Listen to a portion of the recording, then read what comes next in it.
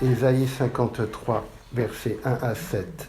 Qui a cru à ce qui nous était annoncé? Qui a reconnu le bras de l'Éternel? Il s'est élevé devant lui comme une faible plante, comme un rejeton qui sort d'une terre desséchée. Il n'avait ni beauté, ni éclat pour attirer nos regards, et son aspect n'avait rien pour nous plaire. Méprisé et abandonné des hommes, homme de douleur et habitué à la souffrance, semblable à celui dont on détourne le visage. Nous l'avons dédaigné, nous n'avons fait de lui aucun cas. Cependant, ce sont nos souffrances qu'il a portées, c'est de nos douleurs qu'il s'est chargé, et nous l'avons considéré comme puni, frappé de Dieu et humilié.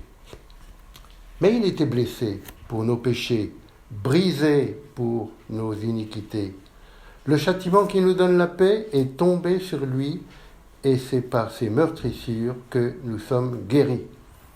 Nous étions tous errants comme des brebis, chacun suivait sa propre voie, et l'Éternel a fait retomber sur lui l'iniquité de nous tous.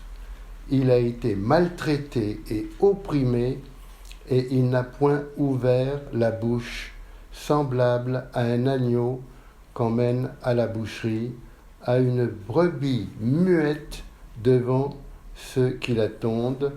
Il n'a point ouvert la bouche. Amen. Amen. J'ai donné un titre à mon message, « La puissance de la croix ». Qui a cru à ce qui nous était annoncé? Qui a reconnu le bras de l'Éternel? Qui a reconnu la puissance de la croix? La croix, œuvre unique, prodigieuse de Dieu.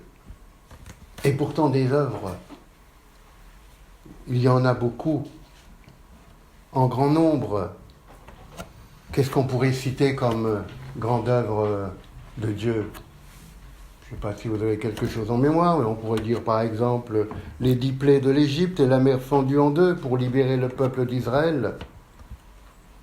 On pourrait dire le recul de l'ombre de 10 degrés avec le soleil sur le cadran solaire d'Akaz, souvenez-vous. Dieu a fait reculer le système des planètes de quelques heures. Incroyable, mais nous le croyons. La création et la technicité de la Terre et du système solaire. Savez-vous, au moment où je vous parle, à quelle vitesse la Terre tourne autour d'elle-même? 1660 km/h sur elle-même. Génial, non? Gloire à Dieu. Mais ce n'est rien par rapport à la vitesse de la Terre qui tourne autour du Soleil en une année. Vous connaissez cette vitesse? En ce moment où je vous parle, la Terre tourne à 107 000 km/h. La Terre se trouve à 150 millions du Soleil, le calcul est vite fait. Mais ce n'est pas moi qui le dis. On ne s'en rend pas compte, mais maintenant notre Terre vole à une vitesse de 107 000 km/h. Quel grand génie notre Dieu quand même. Ces exemples-là, et il y en a bien d'autres, de grandes œuvres de Dieu, géniales, extraordinaires, qui expriment la puissance de Dieu. Et toutes ces œuvres, elles ne sont rien, ou presque rien, par rapport à l'œuvre de la croix.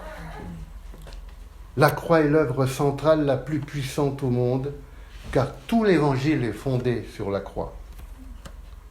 Sans la croix, le monde est perdu, à jamais, on le sait, et nous avec aucun pardon possible pour qui que ce soit, aucune espérance, car pour le pardon des péchés, il fallait un sacrifice d'un agneau béni, saint, sans défaut, réclamé par le grand juge.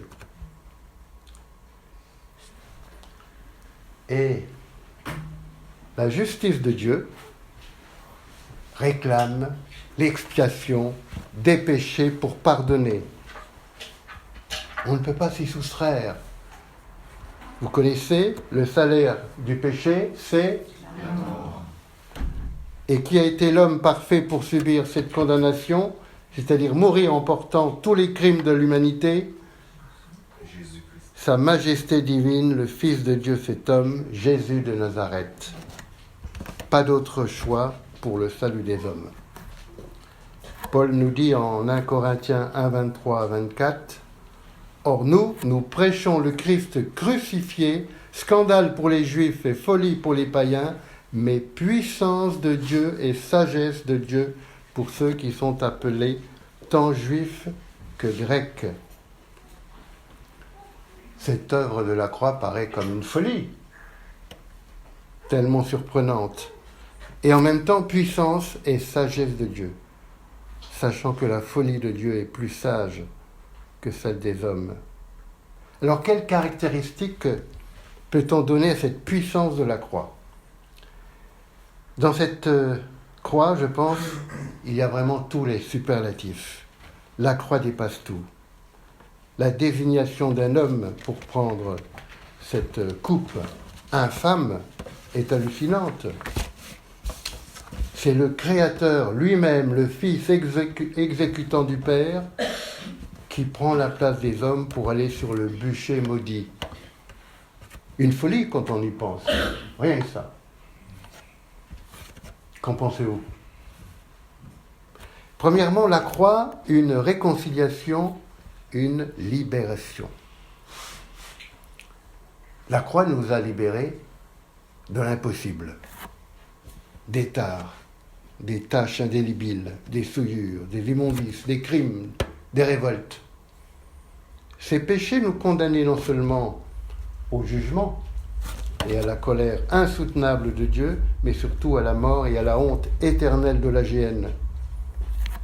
Sans la croix, nous sommes morts, plus d'espérance, que de la prison. Et la croix de Christ nous a ouvert la porte du pardon, de la réconciliation, de la paix et la porte de la vie éternelle avec Dieu lui-même. Rien que ça. Quelle libération! Nous étions sous le poids de la déchéance, et dans cette extrême pauvreté, la croix nous a enrichis. Lors de la Sainte Seine, quand nous annonçons la mort du Seigneur, nous proclamons notre libération, mais aussi la porte de libération pour tous les êtres humains assis à l'ombre de la mort. Une réconciliation, une libération pour revenir à lui en paix. Colossiens 1,20, par le Fils, Dieu a voulu réconcilier la terre et les cieux avec lui. C'est par la mort de son Fils sur la croix qu'il a établi la paix pour tous. Je vous rappelle, frères et sœurs, que dans le monde, chaque jour, une grande foule d'environ 160 000 personnes meurent sans Christ, allant à la perdition. Ce n'est pas un chiffre exact, naturellement, mais c'est une évaluation. C'est terrible. La Sainte Seine est un symbole et une proclamation extrêmement forte pour rappeler aussi à nos voisins, au monde entier, au monde invisible, la puissance libératrice de la Nouvelle Alliance offerte à tous les hommes par la croix. L'offre de la croix fait passer de la condamnation à la réconciliation, de la prison spirituelle à la libération éternelle, à la perdition au Père par la foi en Christ. La croix est le plus grand sommet d'espérance que l'homme n'ait jamais espéré. La croix est un cachot noir et souillé qui s'ouvre vers un jardin d'Éden, vers les bras du Père. Parce que la mort de Jésus a déchiré le voile séparant le sanctuaire. Le passage jusqu'à la présence de Dieu, étant libérés dans le cadre de la nouvelle alliance. C'est la réponse de Dieu au désespoir et au cri de l'homme qui questionne les cieux sur sa détresse et son enchaînement au mal. Dieu appelle en rendez-vous tous les hommes à la croix, quels qu'ils soient. Que penser aujourd'hui dans le monde de la multiplication des fléaux de la nature dans les villes, les campagnes? On voit ça aux informations, aux inondations, aux montagnes qui s'écroulent, les rivières, la boue dévastant les propriétés, les volcans, les feux de forêt, innombrables qui viennent jusqu'aux maisons, les vents, les tornades qui balayent comme un jeu de cartes. On peut se poser la question. Il est écrit en Job 37, 12 à 13, « Dieu envoie les nuages comme une verge pour punir les peuples de la terre, ou encore pour montrer sa bonté. » Et le verset 7, surtout, en français courant, « Il paralyse alors l'activité humaine pour que les humains reconnaissent son œuvre. » C'est parlant. L'Éternel ne corrige-t-il pas pour que l'homme change d'avis et regarde son œuvre de libération, puisse regarder en haut? Hommes, femmes de la terre, dans votre détresse, regardez à la croix de Jésus. Votre libération se trouve là. C'est notre prière, en tout cas. En 1944, avec De Gaulle, les Français ont crié « C'est beau d'être libéré !» C'est surtout extrêmement beau d'être libéré par la croix de Christ. Amen. Deuxièmement, reconnaissance aux champions par excellence. Dernièrement, au JO de Paris, vous avez vu le peuple français, les touristes et le monde entier s'émouvoir, applaudir dans la joie et les cris pour les champions olympiques. Quelle ferveur, quelle unité, n'est-ce pas? Alors je pense que le véritable champion de tous les temps, le champion éternel de Dieu, n'est-ce pas Jésus de Nazareth, qui méritait au moment de la crucifixion et à sa résurrection d'être célébré comme le triomphant, d'être encouragé et applaudi comme personne pour la mort qu'il a soufferte à notre place. Au contraire, il a été méprisé, abandonné, brisé, frappé de Dieu, humilié au plus haut point. Lui, le Créateur. Et ce sont nos souffrances qu'il a portées. D'accord, les hommes ne savaient pas. Ils n'ont pas compris. Ok. Mais maintenant, après tous ces siècles, les hommes devraient savoir. La Bible est le livre le plus imprimé au monde, le plus vendu, le plus traduit. Alors, et nos églises, comment ne pas célébrer le grand champion Jésus de tous les jours? Comment ne pas témoigner de ce Sauveur qui mérite constamment notre pleine reconnaissance et qui mérite non pas de recevoir une médaille olympique, mais la couronne éternelle de gloire. En effet, il est écrit dans Hébreux 2, verset 9, « Maintenant, nous le voyons couronné de gloire et d'honneur à cause de la mort qu'il a soufferte. » Amen. La mort qu'il a soufferte. Quelle mort!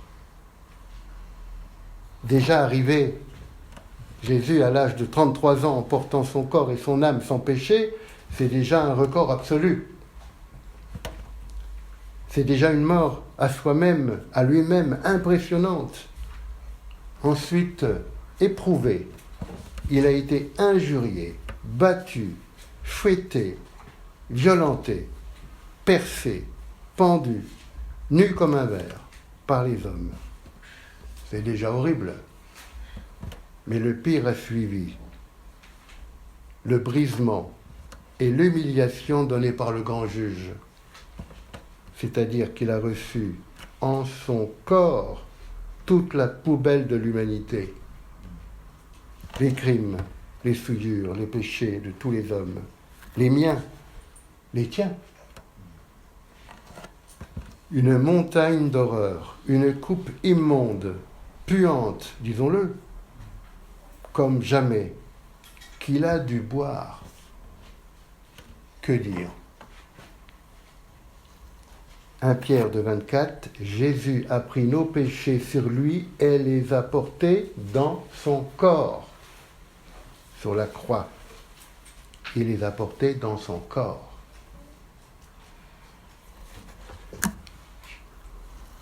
Galates 3,13 nous dit que lui, le Saint de Dieu, est devenu malédiction pour nous racheter.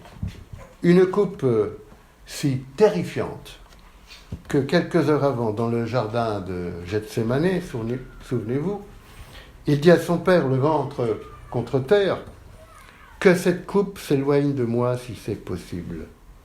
Pas une fois, pas 2 fois, mais 3 fois. C'est terrifiant que déjà le sang coule sur son front. C'est trop fort. Jésus résiste. Mais il est en train d'agoniser. Je rappelle que l'endroit s'appelle le pressoir. Effectivement, Jésus est pressé là, comme dans un étau. Déjà, Christ aurait pu mourir avant l'heure d'une crise cardiaque. Mais le Père lui envoyait un ange pour le fortifier, comme on envoie un infirmier dans un moment critique. Si un homme peut mourir de peur, Jésus aurait dû mourir à Gethsémanée. Mais fortifié, il reste en vie pour Golgotha. Toutefois, Père, que ta volonté se fasse, dit-il aussi 3 fois. Et Jésus est mort sur le bois infâme, séparé de son Père, qui a rempli le rôle du grand juge et qui l'a brisé sous le poids d'une avalanche d'horreur. Jésus est mort lucide, entouré de railleries, de moqueries. Il est mort aimant dans un cri d'étouffement, le cœur lâche, rapidement. Pilate est même surpris que n'a pas duré longtemps. Que dire de la peine du Père qui aime son unique, son bien-aimé, comme personne ? Quel mystère. Ils l'ont fait pour nous. Ils ont fait l'impossible. Quelle audace. Quel amour. Quel amour. Troisièmement, la croix, le sommet de l'amour.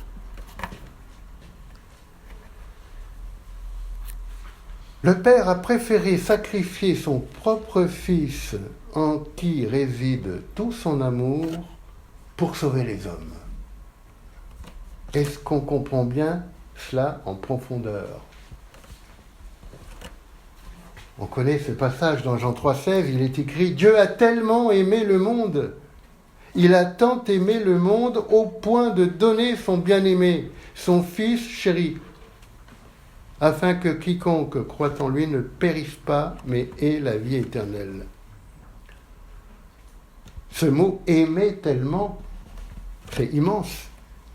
Pour toi, pour moi, c'est une richesse énorme. C'est fou. Tout paraît fou dans la croix. Quand le Père brise son bien-aimé sur la croix, il te regarde, toi, toi, toi, toi, et il dit, toi, je t'aime à ce point. Est-ce qu'on se rend bien compte de la profondeur de cet amour pour chacun de nous ? À chaque repas de Sainte Seine, nous annonçons le don suprême et audacieux du Père et du Fils pour nous. Nous annonçons un prodige unique. Nous annonçons l'énormité de tous les temps. Nous annonçons la plus grande œuvre de Dieu. C'est le plus grand geste d'amour de Dieu de tous les temps. Il n'y a pas de plus grand cadeau que ce qu'offre la croix pour celui qui y vient.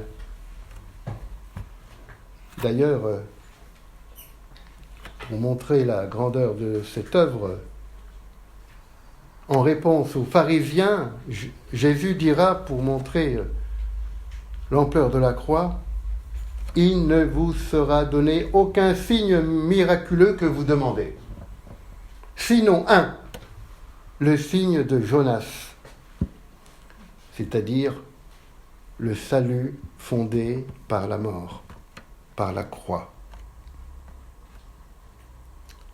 Matthieu 12, 38. Vous savez, notre Dieu ne claironne pas sur sa performance à la croix. Sa grande humilité est extrêmement touchante. Sur le bois immonde, Christ s'est fait extrêmement pauvre. Aucun homme n'a représenté une image aussi dégradée, aussi infecte. Qui aurait pensé que Dieu traiterait son Fils à une telle extrémité ? Et Jésus l'a accepté. Oui, je viens, Père, faire ta volonté. Comment le Fils, Dieu et homme, a pu mourir à lui-même en acceptant cette place infâme. L'appauvrissement de Jésus nous a enrichis. De Corinthiens 8, 9. En effet, vous connaissez le don généreux de notre Seigneur Jésus-Christ. Il était riche, mais pour vous, il s'est fait pauvre afin de vous rendre riche par sa pauvreté. Christ nous a déchargés de nos crimes pour nous enrichir de sa sainteté. Voilà ce que nous offre encore la puissance de la croix. Encore une fois, dans une démarche si humble. Il faut se rendre compte que le Père a eu l'audace la plus inattendue de donner, de sacrifier une des personnes de la Trinité. Ça paraît fou. Il ne pouvait pas faire plus. Comment le Père et le Fils ont osé aller aussi loin ? Je comprends qu'à la mort de Jésus, la terre trembla. Les rochers se fendirent et le soleil s'obscurcit. Devant un tel geste, la terre aurait pu se couper en deux, car les cieux et la terre ont été ébranlés. Le Père a brûlé la maison pour nous. Et effectivement, le voile du temple s'est déchiré en deux, net. La croix a révélé l'amour de Dieu comme un volcan. L'univers ne pouvait pas rester insensible. Qui a cru à ce qui nous était annoncé ? Dans l'absolu, la croix est la plus grande déclaration d'amour de tous les temps. Ça montre combien est précieuse pour lui chaque âme qu'il a créée. Ici-bas, nous n'avons jamais vu un grand roi se mouiller, se donner lui-même comme notre Dieu l'a fait. Quelle noblesse, quelle humilité, quel amour. Gloire à Dieu. Quand Christ reviendra sur terre, il sera le lion de Juda qui vaincra le monde avec une verge de fer. Mais là, après son arrestation, il est comme un petit agneau que l'on va égorger sans qu'il dise un mot. Qui est semblable à toi, Seigneur ?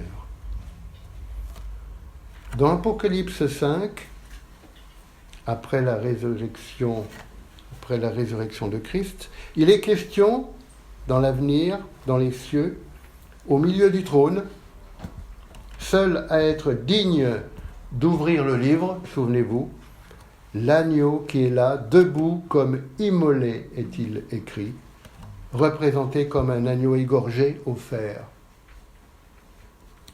Christ porte donc la marque indélébile de son sacrifice. La marque qui scelle visiblement le don de sa vie pour le salut de ses frères.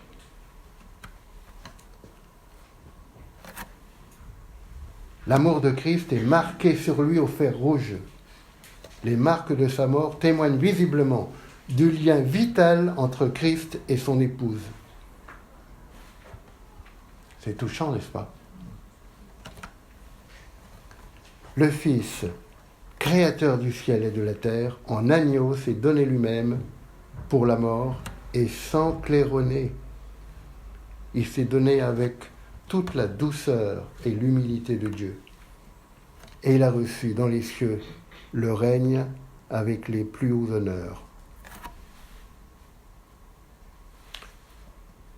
Ce geste énorme à la croix est incroyablement noble, puissant, humble et dans une plénitude d'amour que tout homme se doit de rechercher, d'accepter. Nous savons que refuser ce si précieux salut sera extrêmement grave pour l'éternité de tout homme rebelle. À l'exclamation « Comment Dieu peut-il laisser faire tout le mal que l'on voit sur la terre, la guerre, la violence, les maladies, etc. » Eh bien, il faut répondre « Dieu a tout donné à la croix. Il ne pouvait pas faire plus. » En conclusion, qu'est-ce qu'il faut dire? Qui a cru à ce qui nous était annoncé? Qui est semblable à toi, Seigneur, de t'être mouillé à ce point, à l'infamie de la croix? Toi seul, tu es le champion et le sauveur éternel, digne d'être admiré, adoré, applaudi. La croix est la plus grande œuvre de tous les temps. Autant les cieux sont élevés sur la terre, autant l'œuvre de la croix est gigantesque. La croix est un choc, un impossible, mais Dieu l'a fait. C'est le fondement irremplaçable sur lequel repose l'Évangile et la Nouvelle Alliance. La croix réunit tous les extrêmes, la sainteté et les crimes, les ténèbres et la lumière, la mort et la vie, la honte et la dignité, l'insolence et l'humilité, la faiblesse et la puissance, la pauvreté et la richesse, la folie et la sagesse. La croix est une puissance de libération et d'amour, un volcan de bénédiction pour celui qui y croit, une déclaration éternelle. Notre Dieu ne pouvait pas faire plus. Si notre Père t'a saisi de la profondeur de la croix, tu ne peux pas rester insensible. Nous lui devons notre plus grande reconnaissance et les plus grands honneurs chaque jour. La croix, c'est notre vie et notre raison. Nous lui devons notre éternité auprès de lui. Quand nous pratiquons la Sainte Seine, nous proclamons tout cela aussi, et nous proclamons pour tout homme cette si heureuse alliance. Et quand nous tombons dans la faiblesse, ça arrive, dans la tentation, dans la déception, la croix reste, pour nous ces saints, l'échelle qui nous fait ressortir de la fosse dans laquelle nous pouvons tomber. La croix, c'est pour quiconque. C'est aussi pour toujours, pour moi, pour toi. Qui a cru à ce qui nous était annoncé? Frères et sœurs, soyez bénis. Amen. Amen.